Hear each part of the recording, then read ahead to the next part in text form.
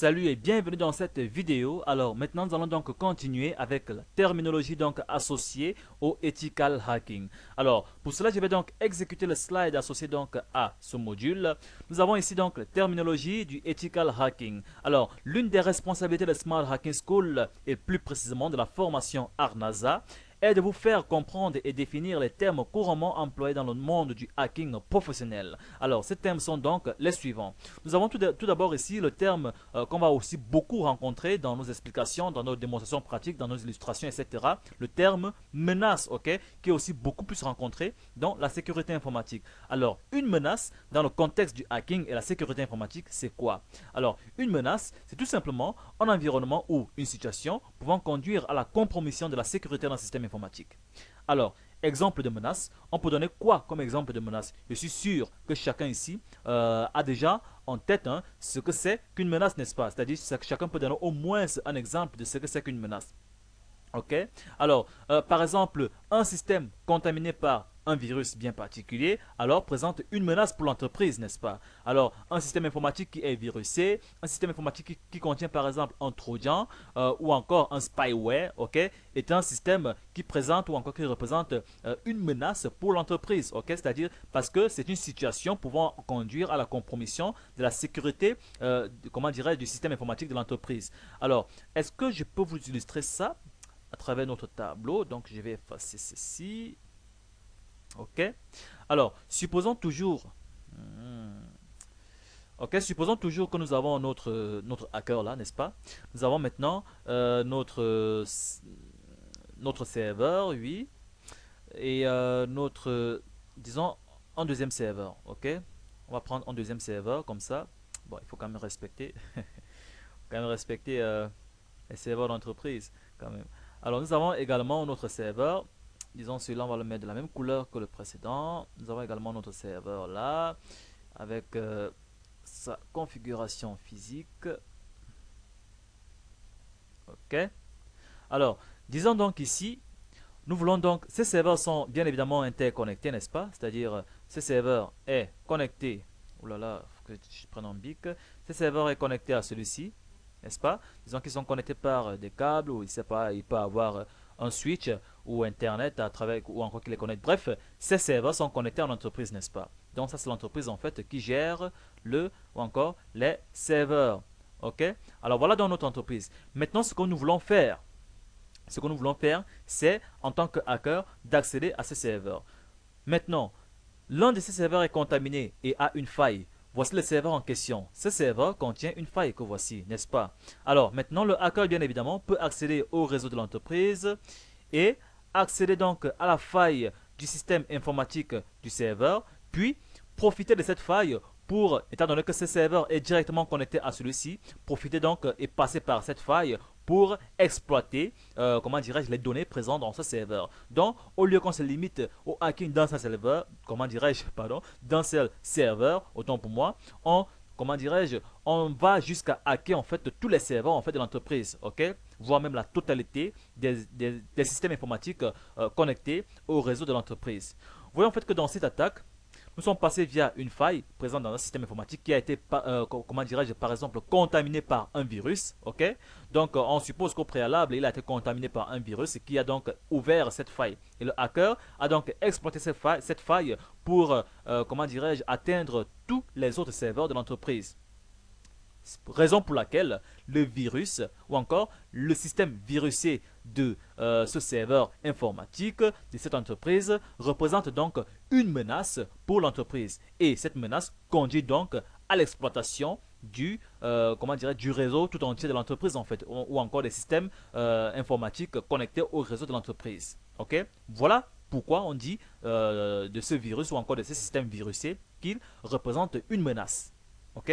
Donc voilà par exemple un environnement ou une situation pouvant conduire, comme nous l'indique ici le PDF, pouvant donc conduire à la compromission de la sécurité d'un système informatique. Voilà donc ce que c'est qu'une menace. Alors un exploit c'est quoi? Un exploit est un programme ou une technologie qui prend avantage d'un bug ou vulnérabilité conduisant soit à un accès non autorisé, à une escalade de privilèges ou à un déni de service dans un système informatique. Alors, Tout ceci veut dire quoi? Voyons en fait dans notre illustration, le hacker avait initié une attaque, n'est-ce pas, pour exploiter cette faille, n'est-ce pas? Alors, en exploitant cette faille, il a utilisé quelque chose à partir de son ordinateur, vous vous en doutez bien. Alors, ce quelque chose, en fait, on l'appelle, donc je vais le renseigner avec une autre couleur. Ce quelque chose, en fait, ok, ce qu'il a donc utilisé, on appelle donc un exploit, ok. Le hacker va donc utiliser un exploit et va donc envoyer cet exploit via le réseau de la cible d'évaluation ou encore de la victime. Et là, c'est à partir de cet exploit que l'exploit en question, pardon, que la faille, pardon, en question sera exploitée. Ok, donc on va utiliser un exploit pour exploiter une faille. Ok, donc voilà donc à quoi nous sert l'exploit. Et dans le PDF, on nous dit encore que l'exploit, ok, donc, on nous dit l'exploit est un programme ou une technologie qui prend avantage d'un bug ou comment dire, ou vulnérabilité conduisant à soit un accès non autorisé, soit à une escalade de privilèges. Alors, escalade de privilèges, ça veut dire quoi? On repart dans notre illustration.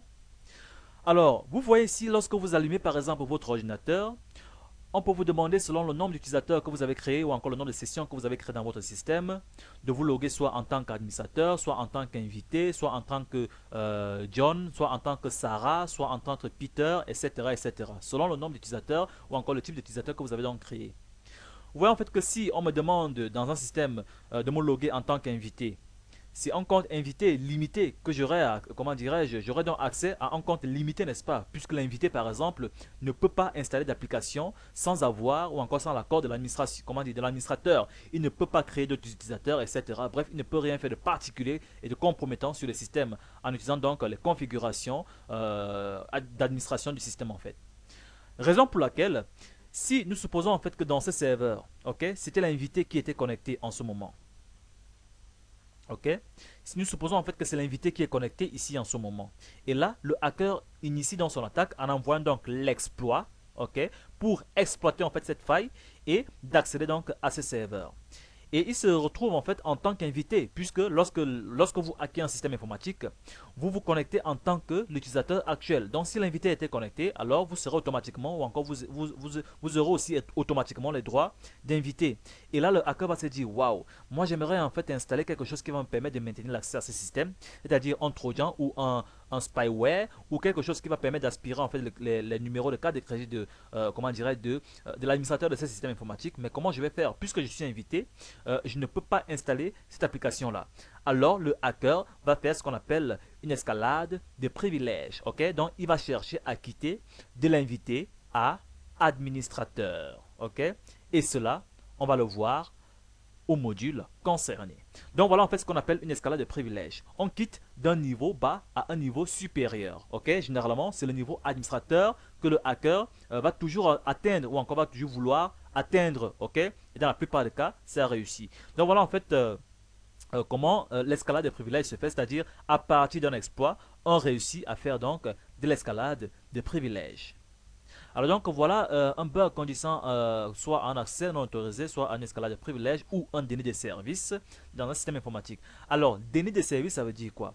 Vous voyez en fait ce serveur comment dirais-je, que nous sommes en train de hacker peut être quelque chose qui fournit des services aux utilisateurs de l'entreprise, tel que ça peut être un serveur qui héberge un service mail. Donc les utilisateurs peuvent se connecter pour, comment dirais-je, donc ça peut être un service mail, ok. Les utilisateurs peuvent donc par conséquent se connecter pour, comment dirais-je, consulter leur mail, etc. Ils peuvent aussi consulter les fichiers, ok, c'est-à-dire ça peut aussi jouer le rôle de serveur FTP, comme ça peut aussi jouer le rôle du serveur DNS, n'est-ce pas? C'est-à-dire DNS par exemple. Ok. Rassurez-vous, tout ceci, vous allez apprendre ça dans le module 3 lorsqu'on va faire réseau. Pour l'instant, focalisez-vous sur la définition associée donc à l'exploit et la définition associée au déni des services. Donc, concentrez-vous à la définition associée au déni des services parce que c'est celle-là que nous sommes en train d'utiliser en ce moment. Donc, on a dit, le serveur peut être celui-là qui fournit en fait plusieurs services, les services DNS, mail et FTP par exemple. Ok. Et là, le hacker, lorsqu'il arrive donc à accéder donc à ce système, il détruit tous ses services. Alors, il a fait donc ce qu'on appelle un déni de service parce qu'il a empêché désormais aux utilisateurs de l'entreprise bénéficiant de ces services de pouvoir avoir accès au futur à ces différents services. Ok? Par conséquent, le serveur ne peut plus fournir ces services et les clients ne peuvent par conséquent plus bénéficier des services offerts par le serveur. Et c'est ça qu'on appelle donc dans le domaine du hacking un déni de service.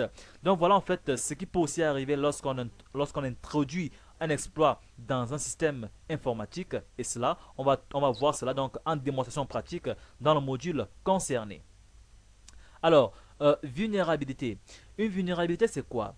Alors, une vulnérabilité, c'est tout simplement, bon, on nous dit ici, l'existence d'une faille logicielle ou d'une erreur de conception, ça peut être une erreur de conception logique, conduisant à une voie non autorisée dans un système informatique, constitue donc ce qu'on appelle une vulnérabilité. Le code source d'un exploit est écrit pour cibler une vulnérabilité dans un système informatique tel qu'on l'a vu tout à l'heure, n'est-ce pas? Ok? Donc, si un système est vulnérable, hein, ça veut dire en fait qu'il contient des failles, soit logicielles ou matérielles, qui permettent à un hacker d'introduire un exploit et d'exploiter en fait les ressources qui se trouvent en fait dans ces systèmes informatiques-là. Ok? On dit donc que le code source d'un exploit est écrit pour cibler spécifiquement la vulnérabilité ou encore une vulnérabilité. On a bien dit une vulnérabilité, je dis bien et je répète encore, une vulnérabilité dans un système informatique. Pourquoi j'ai pourquoi j'ai répété tant à partir de ce niveau une vulnérabilité? Alors c'est le une ici qui m'intéresse. Alors vous voyez en fait ici, ce qu'on vous fait comprendre ici c'est quoi? Comment dirais-je, un exploit est construit pour exploiter une et une seule vulnérabilité. Généralement, euh, l'exploit peut exploiter une vulnérabilité ou une catégorie de vulnérabilité. Ok? Donc voilà ce qu'on veut nous faire comprendre ici. Alors maintenant le prochain terme ici c'est cible d'évaluation. Alors vulnérabilité, chacun connaît déjà ce que c'est, hein. C'est-à-dire par exemple si je prends dans le cadre de notre illustration, la faille que voici constitue donc une vulnérabilité pour le système informatique. Alors, on nous dit ici cible d'évaluation ou encore CE. Voilà un terme que nous allons aussi beaucoup utiliser pendant nos démonstrations pratiques, etc. Un terme aussi très facile à comprendre. Donc, la cible d'évaluation, comme nous l'indique ici notre texte, la cible d'évaluation est donc un programme ou un système informatique ou un réseau informatique faisant l'objet d'une attaque de hacking. On la surnomme donc, oui, on la surnomme aussi la victime, ok? Donc la cible d'évaluation en question. On la surnomme également la victime. Donc les hackers sont généralement intéressés par les cibles d'évaluation. Ils choisissent toujours la cible d'évaluation qui peut lui rapporter plus, n'est-ce pas? Donc voilà en fait la définition associée donc à la cible d'évaluation. On peut l'appeler cible d'évaluation, on peut l'appeler également victime, ok? La cible d'évaluation et la victime, c'est comment dire, c'est une et même personne. En fait, c'est la personne qui fait objet d'une attaque de hacking ou encore qui subit une attaque de hacking. Alors l'attaque c'est quoi? L'attaque ici, il faut être, comment dirais-je, c'est très important de comprendre ça parce qu'il y a plusieurs personnes qui utilisent ce terme sans même vraiment connaître ce que c'est. Lorsqu'on parle d'une attaque de hacking, une attaque, je dis bien une attaque est réalisée lorsqu'un système informatique est compromis. Je dis bien lorsqu'un système informatique est compromis suite à une vulnérabilité exploitée par un hacker. Donc, vous voyez, si aujourd'hui, ça ne va pas dire que si aujourd'hui, je dis je vais attaquer, comment dirais-je, Yahoo, ou je vais attaquer eBay, ou bien je vais attaquer PayPal, ok? Je ne suis pas en train de dire en fait que parce que j'ai initié une attaque de hacking et que ça a échoué, après je vais me, comment dire, après je vais me mettre à dire en fait que j'ai attaqué eBay ou encore PayPal. Non, là, j'ai fait une tentative d'attaque, mais je n'ai pas attaqué. Si PayPal a été donc compromis, ou encore si le système informatique de PayPal a été donc compromis, par rapport ou encore suite à mon attaque, ok, alors, bien évidemment, j'aurais donc attaqué PayPal ou eBay dans ce cas, ok. Mais lorsqu'un système informatique n'a pas été compromis par votre attaque initiée, ou encore par l'initiation de votre attaque, alors il n'a pas été attaqué. On ne peut pas dire de ce système qu'il a été attaqué. Alors, si l'on dit donc d'un système qu'il a été donc attaqué, ça veut bien évidemment dire que ce système a été compromis. Ok, donc si par exemple j'attaque comment dirais-je Afriland First Bank et que ça a réussi, ça veut dire en fait que Afriland First Bank a été compromis, son système de sécurité a été compromis, etc. Voilà ce que c'est qu'une attaque. Tant que je n'ai pas réussi mon attaque, alors je n'ai pas attaqué Afriland First Bank. J'ai fait ce qu'on appelle une tentative d'attaque et qui a échoué. Donc voilà en fait la notion d'attaque dans le domaine du hacking et de la sécurité informatique. Alors maintenant, nous allons donc voir les méthodes utilisées pour insérer un exploit dans un système informatique. Alors, pour les méthodes donc utilisées pour insérer un système, comment dirais-je, pour insérer un exploit dans un système informatique, il existe donc deux manières d'insérer un exploit dans un système informatique ou encore dans le système d'un ordinateur. Alors, nous avons donc ici l'insertion à distance et nous avons également l'insertion en local. Ok, nous avons l'insertion à distance et l'insertion locale. Alors, ici, à distance, ça veut dire quoi? Ça veut dire en fait qu'ici, l'exploit est envoyé via le réseau afin d'exploiter la vulnérabilité du système informatique, ok, sans toutefois que l'on soit directement en contact avec le système vulnérable. Local ici, c'est que l'exploit est directement déposé, ok, dans le système d'un ordinateur vulnérable. Il faut donc avoir directement accès au système, ok, de l'ordinateur vulnérable et faire ensuite une escalade de privilèges. Donc voilà en fait deux manières d'insérer un exploit dans un système informatique. Et vous allez beaucoup plus comprendre cela lorsqu'on va donc aller en démonstration pratique dans l'insertion d'exploits dans le système informatique. Ok. Donc maintenant, nous allons donc arrêter cette vidéo pour l'instant. Et je vais donc vous donner rendez-vous dans la prochaine vidéo de ce module où l'on va donc débuter avec les 5 phases d'une attaque de hacking. Donc à partir de la prochaine vidéo de ce module, nous allons donc apprendre quelles sont les 5 phases d'une attaque de hacking. Donc à partir de maintenant, je peux donc vous donner rendez-vous dans la prochaine vidéo de ce module. Merci.